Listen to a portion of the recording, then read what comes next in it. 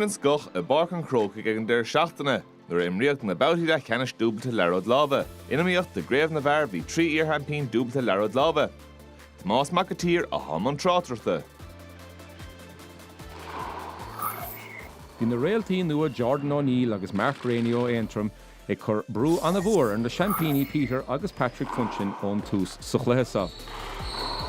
Ach bhí Champíní Cluiche ábhata fanacht leo, agus chuidir chun cín ar clár a scór, an cluiche an na chongrach ar fad.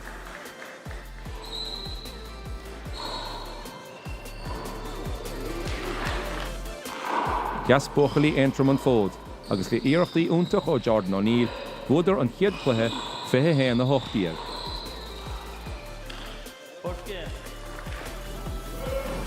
Bhí craobh le bochtant, agus bhí na dearthacha Funchin i bhfad níos fearr sa tarla cluiche. Bhí Jordan O'Neill ag gimmar go nótáilt ar fad, agus bulí úntach aige i rithim tarla cluiche. Ach siad na Champíní a thóg chena síocht ar an gluiche seo, agus le iarachtaí úntach tá Peter Funchin bhíidir ábhalt a stoppa chur le Jordan O'Neill. Dan na Funchins chun cín, agus bhóidir an tarna cluiche fithe héan na cethar dír. Bhí na dearthacha Funchin annach roinn ar fad sa cluiche dearnach, agus é testáil. Ach bhí imreoidí Antrim caite ar fad. A raig leis na Champíní go dtí an cluiche Canis, agus an cluiche dearnach sa Buaicphointí chéine go dé. Anytime you get a chance to defend your title is a good day. With a bit of a shaky start there, right, in fairness, in the first game. Got a bit of a scare, to be fair. So we kind of knew we had to knuckle down in the second game, and it was kind of all or nothing. So that was kind of it. We stuck to what we know.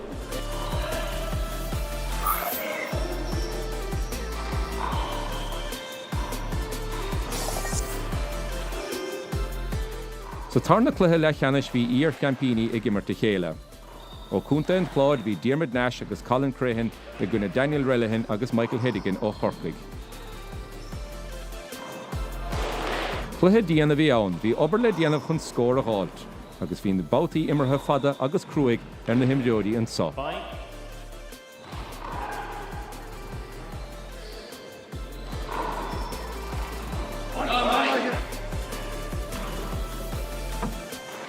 Chuig cúnta an chláid chun cín, a chu neisle fearbh Chorcaí a rís le animach ar fad.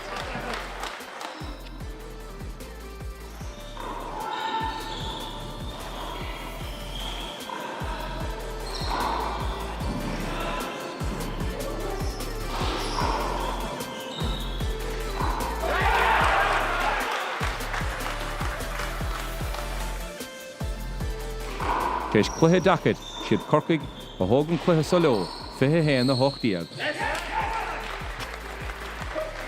Isteach sa tarna cluiche leo agus chuig muintear Chorcaí chun cín a rís ar clár a scór. Bhí trid mór a techt ó bhuachalí an chláid, ach bhí leadan na Chorcaí ró láidead agus danadar chun cín.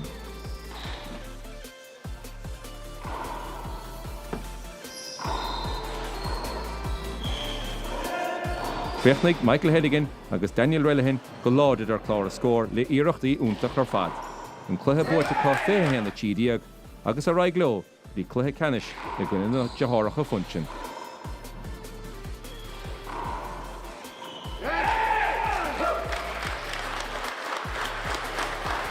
You have to put it away when you're against like Colin and Diarmid. Diarmid's probably one of the fastest players in the game, to be honest, so you have to roll him out. No, in fairness, I thought the Touche, we were shooting well today, especially Daniel.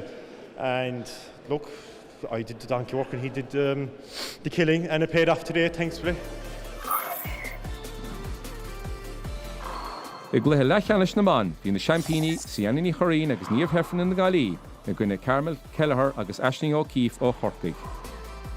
Siad an ghailibh a thóg an smacht ar clár a scór, agus a díoch cúmpórdach sa chluiche sa. Bhuidir an chiad cluiche fithe héan na dó.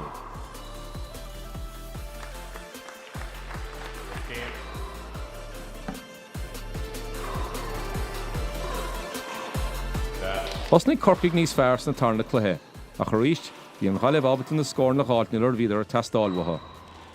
Chur Níomh Heffernan iarracht an na bhóristeach sa chluiche sa don ghailibh. Díoch na Champíní anna láidead ar fad sa chluiche sa, agus a raig leo go dtí an cluiche Canis le bua mór fithe héan na dé.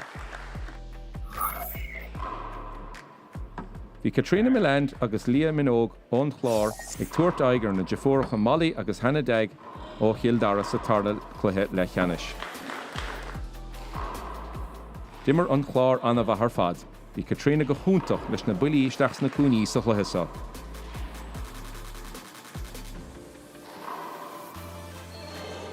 Cimead siad Molly amachchas a gluthe agus bhí brú ar na defuacha. An cluiche Buaicphointí ag an chlár fithe héna dé. Osnig Molly anna láidir sa tarla cluiche, agus cluiche anna chongrach ar fad a bhí ann.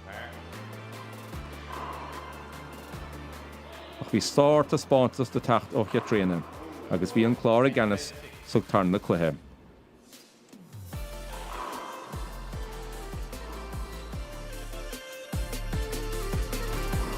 Áit sa cluiche ceannis buinte machacha le bua deas fithe héna tídiag.